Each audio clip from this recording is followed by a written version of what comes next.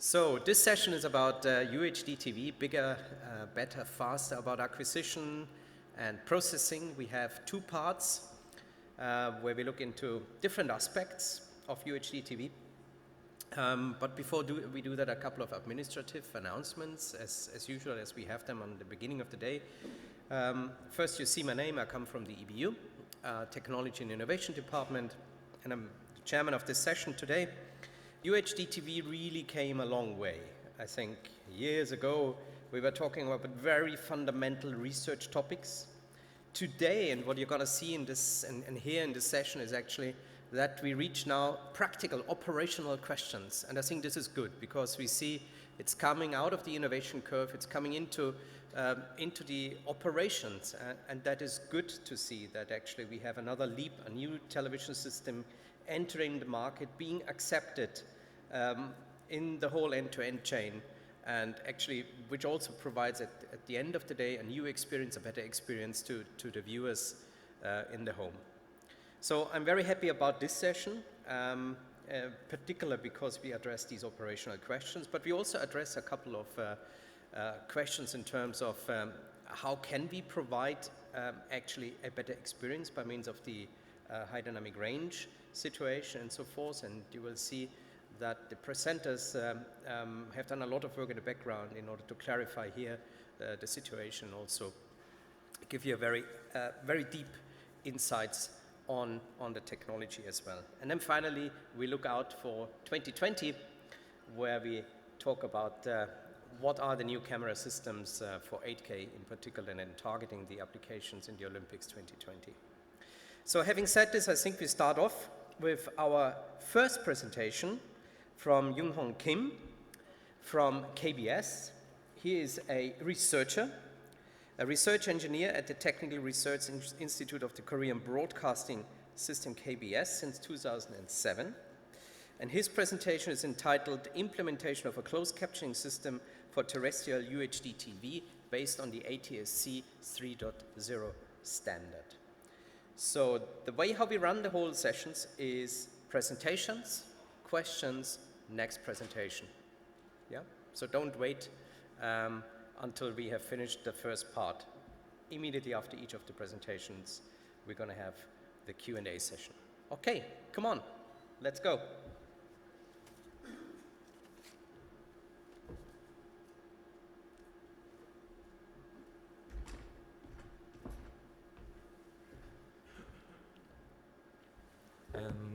Good morning, everyone, and thanks for a kind introduction. And it's glad to see you in this early in the morning. And actually, this topic is about as he said, the practical implementation of the closed captioning system for terrestrial UHD based on ATSC 3.0. So there's no complex algorithms or method in this talk. So please feel free to enjoy the talk. Okay, I'm Yoon-Young Kim from KBS, and we'll talk about the closed captioning systems. So I will give you a talk in this order. First, I briefly explain about the backgrounds of the closed captioning system in the introduction part, and I'll briefly explain the UHD closed captioning system we implemented, which consists of two parts. First is the caption format converter, and second part is the caption generator. And we'll see the difficulties faced during the practical implementations, and we'll see the implementation result, and I'll end my talk with a summarization.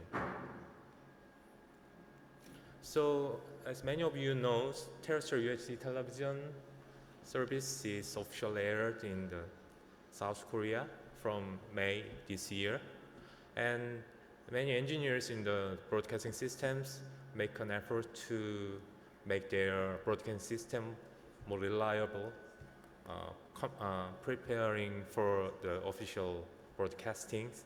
And actually, there's no enough time to cope with all the issues about the real world broadcastings, but the closed caption service in South Korea is for the terrestrial broadcaster is a mandatory one. So, and it also applies for the UHD television. So someone should cope with the closed captioning systems, but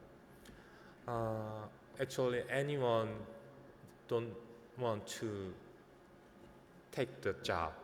But the KBS is a public broadcaster, so we have to cope with the job. So we have to implement it in a very short time. What is difficult is that the closed captioning standard in the HD television and UHD television is quite different.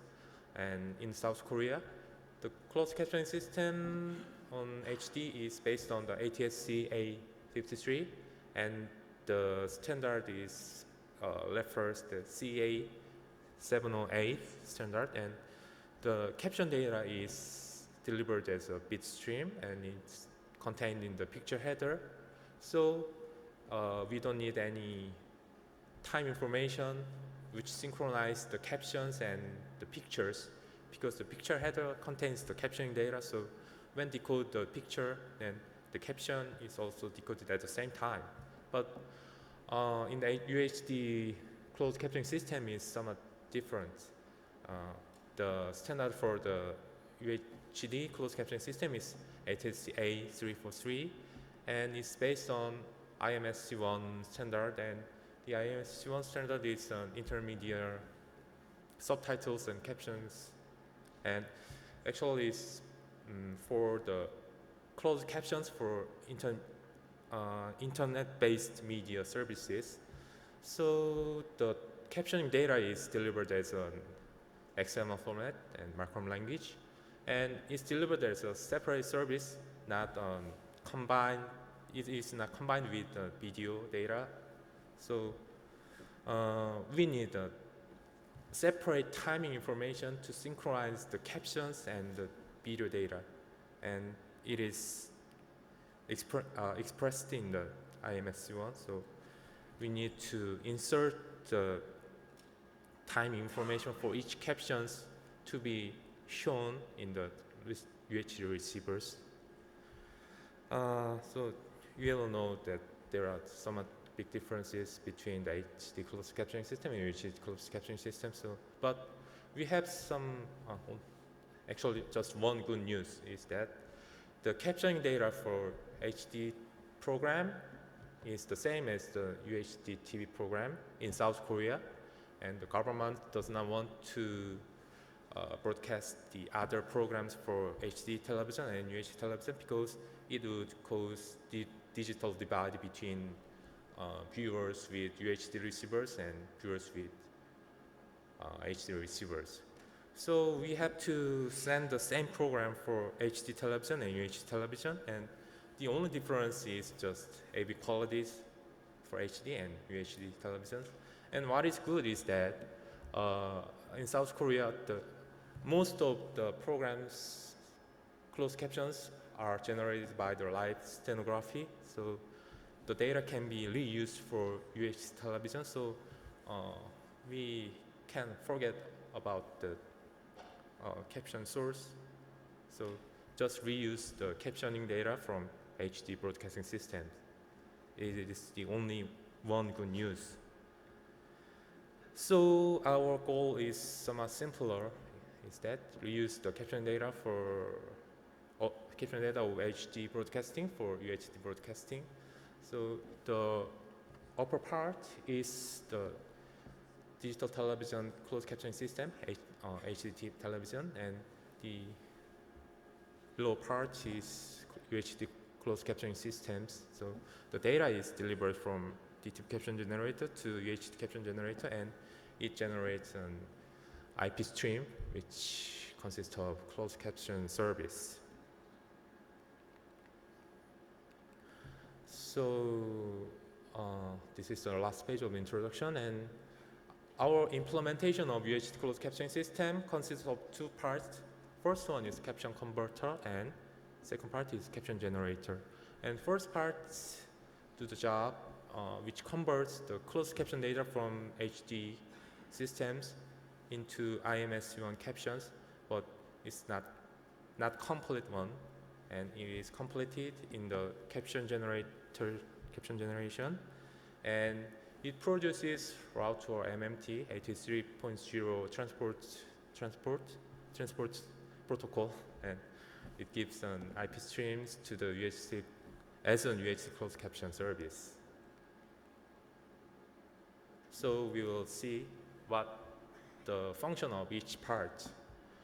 As I explained, the caption converts the DTV caption data into IMS1 format, and DTV caption generator continuously makes some caption words continuously, and it delivers to the caption converter. And the first role of the caption converter is buffers the caption data from the DTV caption system into one.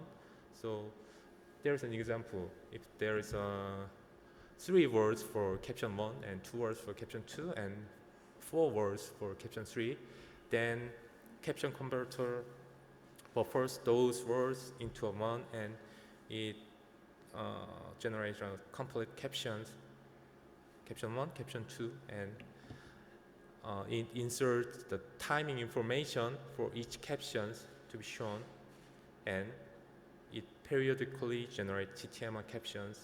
TTML is a superset of the IMS1. So you can think of it as the same of IMS1 captions data, and it has style attributes such as colors or the positions the caption to be shown.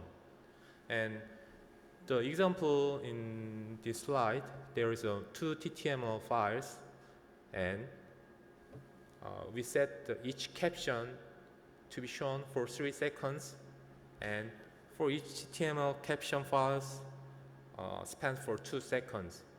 That means that if we represent captions spanning 3 seconds, then we need 2 TTML files.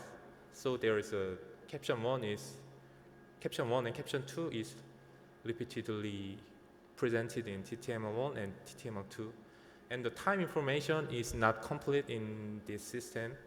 And as you see, in the TTML1 is just spent for 2 seconds, so the timing information given in this example is just the end time is fixed to 2 seconds. And this timing information is completed in the caption generator. This is because we need to insert the absolute time, the caption to be shown in the receiver as based on UTC time, and the caption generator can use those UTC time, so we make the caption generator complete those timing informations. So as you can see, in the letters, the timing data is very longer. It's because the UTC time is converted into HHMM/SS format, so it's too long, but we need to insert those informations. So TTML1-2 is completed in the caption generator. And the second role of the caption generator is actually it produces route and MMT caption streams and delivers it to the IPMOX. And it's the same as the role of the UHD encoder, because each frame is encoded and it is encapsulated into route or MMT streams in the UHD encoder. So each frame 1, 2, 3 is encapsulated into route and MMT packets. And in the similar way, caption generator encapsulates each samples to route and MMT packets and encapsulate the route and MMT packets. And actually there one synchronization should be given.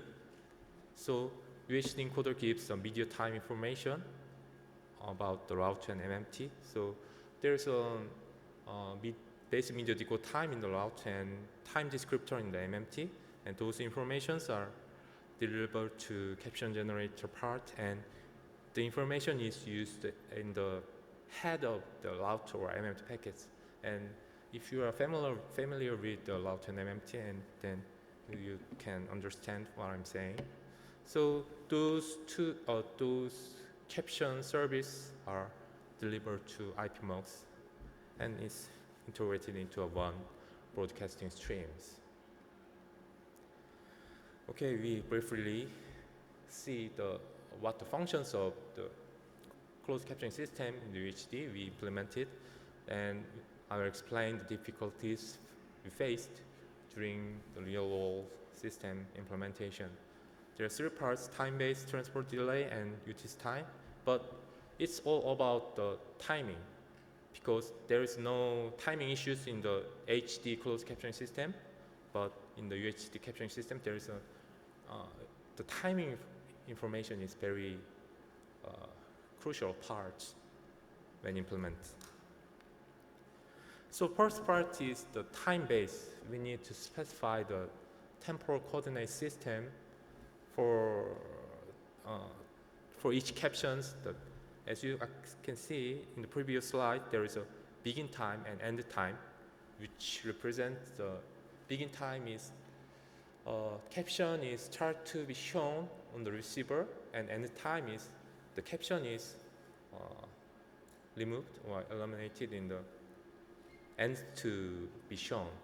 And the time base should be specified because the time information delivered to the receiver is based on some coordinate system. So in the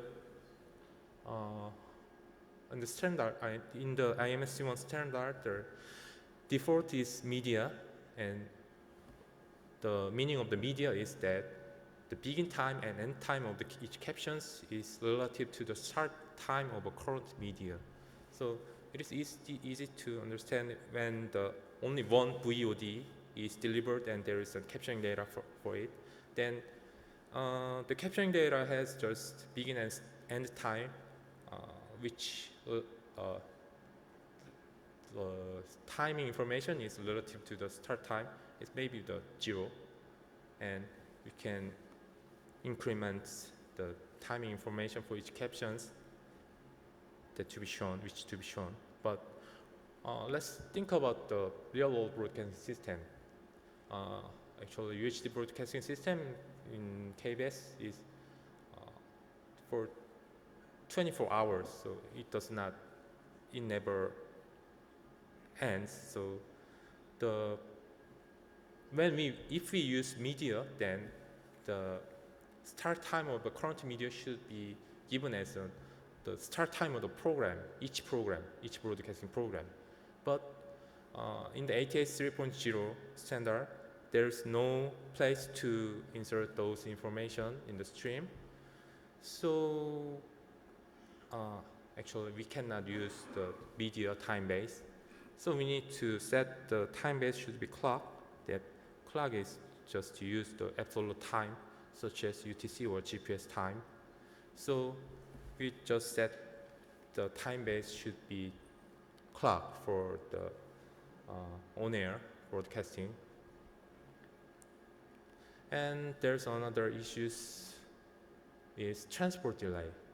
In the ATSC 3.0 systems, there is a transport delay from the AV in the broadcasting system and the AV output on the UHD receiver. So there is a transport delay, and it should be the information about the transport delay should be delivered to the UHD television, and the AV streams, which is encapsulated in MMT or route, contains the delay information. But for the captions, the delay information cannot be delivered because the begin time and end time is inside the IMSC1 XML file. So the time of begin and end should reflect the transport delay prior to transport. So we need to set those delay first. We need to estimate those delay and somewhat change and optimize the value. And next one is somewhat minor part. It's about the UTC time. Then, as you know, the UTC time is the seconds from the first day of the 1972. So the whole UTC time is very large, and it needs 6 characters just for hours in the time expressions. So in the TTML standard, there is a suggestion that UTC time is can be too long, so UTC time should be represented with respect to the most immediately prior midnight. But this suggestion is not accepted in South Korea because the commercial receiver companies are concerned about the discontinuity in displaying captions spanned over midnight. So we just use the whole UTC time in the begin and end. And actually there is no data inefficiency because we check the file size before and after inserting UTC time, whole UTC time, but there's not that different in the file size. So we just use the whole UTC time. Okay, so I will explain the implementation results. The left part is the closed captioning converter, and right part is the caption generator. And actually, the figure in the left shows the pop-up for setting attributes such as the color or the position of the captions to be shown in the receivers and the kind of things.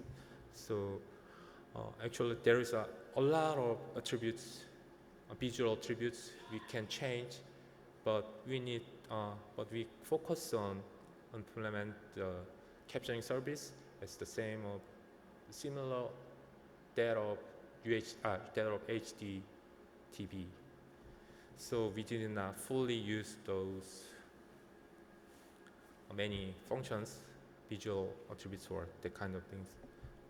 And right part is the caption generator, and you can see the start time and end time is too long, and because it completes the begin time and end time in the UTC time with respect to the UTC time. So the total bandwidth is about 7K to 20K, and it's quite small bandwidth. And this is overall diagram of the IP-based ATSC 3.0 UHD broadcasting system in the KBS and UHD closed captioning system, and it represents the part I explained today.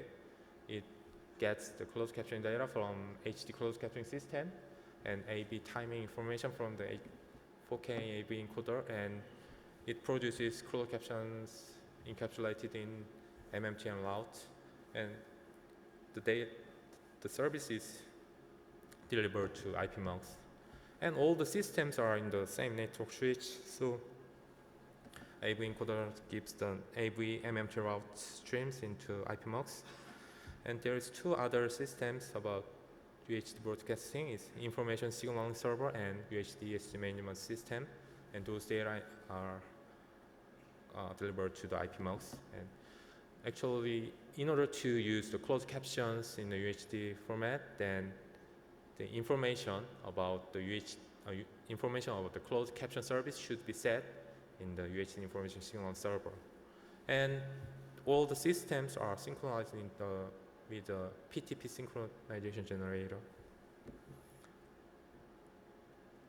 And as I explained, in the ATSC 3.0 broadcasting system, we need to set up a separate service for the closed caption service. And this example shows we add a LCT session of a route transport stream. So we set.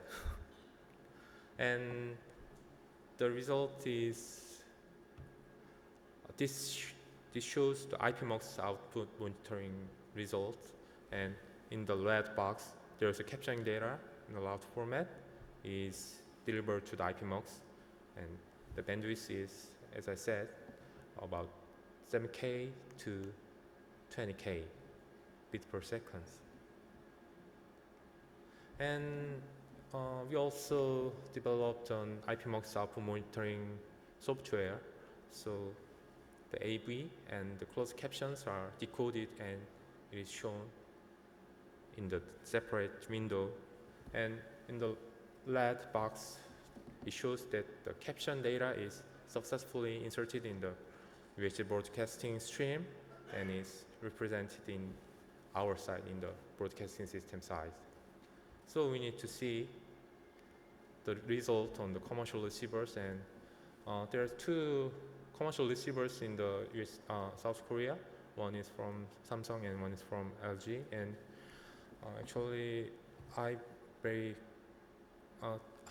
thank for the Samsung because they implemented all the TTML or IMSC1 formats, so we are very easy to implement the TTML files based on the help of Samsung. So, and actually LG does not fully implement it, but anyway, there's captions are well represented on each receivers. So you can see those results. And this is a summary and what is left remained to work on the closed captioning system. We implemented ATSC 3.0 UHD captioning system based on IMSC1 format, and it consists of two parts: caption format converter and caption generator. And we got many difficulties on implementation because there's no reference, that there's no implementations about using those IMSC1 system on terrestrial broadcasting system. But the difficulties are mainly on timing information, how to insert the timing information and what is the format of the timing informations. And anyway, we successfully developed, and the system we implemented is used in the real broadcasting system, and in South Korea you can see in the closed captioning service in the UHD broadcasting, and if you have a chance then you can visit Korea and see the UHD broadcasting. And as I explained, we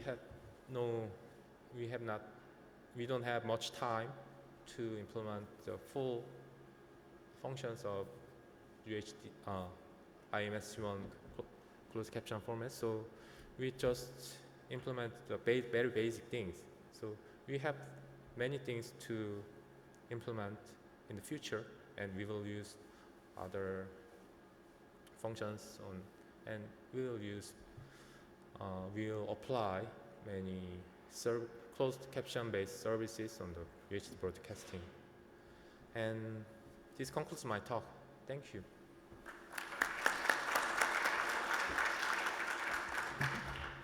No, stay. Okay. Yeah. You're not off the hook. Thanks for this talk. Excellent operational implementation and showing also that UHD TV becomes reality. Questions, colleagues? Come on. Chris? You're not going to leave. You have a question. Okay, I have one. You have a question? But you'll wait for the answer. Thanks, Chris. Chris. Hi, Chris Johns from Sky in the UK. You mentioned a lot about the timing and all those elements of the text delivery, but there was no mention of the video levels and whether you were adapting your text function to be able to adapt for high dynamic range, standard dynamic range, and also one of the discussions is being able to vary the caption text level dependent on the content within the picture itself. So I don't know if you've got any comments on how you're working with that. Yeah, actually, those parts should be given in this talk. But as I said, we focus on implement the closed caption, very basic closed captioning service on the UHD. So, and in the next step, we will apply those features, or we have to do those things, and we are preparing for those works. And this. Okay. So next year we'll hear about the next generation of dynamic range. Yeah, actually, dynamic range is not used in the South Korea yet. It's just resolution at the moment. Yeah. So it would be, we have to prepare for it, but AV first and next closed captions. Yes. Okay, thank you. Okay, thank you. You have mentioned implementation problems with timing. Come here. Until you prepare for your question, here is mine. You've mentioned implementation problems with the timing. Yeah. Is this a shortage of the standards, or is it an operational thing? Maybe two parts of, we need to consider two parts. In the standard, there's no explicit expressions about how to use those time information in the terrestrial broadcaster. So we need some discussions between the main companies in the South Korea, and we found some solutions, and this is one possible solutions we found. And other parts that not covered in the standard is the kind of things that actually our closed captioning system is not synchronized with the AV, but the closed caption is somewhat delayed for 3 or 4 seconds, and how to synchronize those captions into the AV is the one that is not related to the standard. So I think we need to solve those problems also. Okay. Please. Sandy George on NASA TV. Very excited to see your paper. NASA TV's had a UHD channel for 2 years now out there, but we do music only because we didn't have a cheap way of doing the closed caption. So I'm excited to see some stuff coming out. So now with pretty pictures, maybe we could get something besides just a little bit of music in the background. So thank you. Nice job. Thank you. Thank you. Pat, last question. Not a question, just some points of information that are unclear here.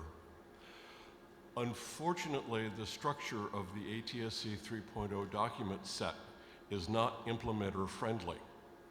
And we argued repeatedly in a number of meetings about that. All of the shall statements are present that you absolutely need, but they're spread over about 20 documents. Oh, we're going to do a recommended practice to tell people how it all fits together. They haven't done that yet, and unfortunately, you're the first guy that had to do it. I feel sorry for you, but congratulations on getting a working implementation. Thanks. Okay, good. Thank you very much for the first presentation. Excellent.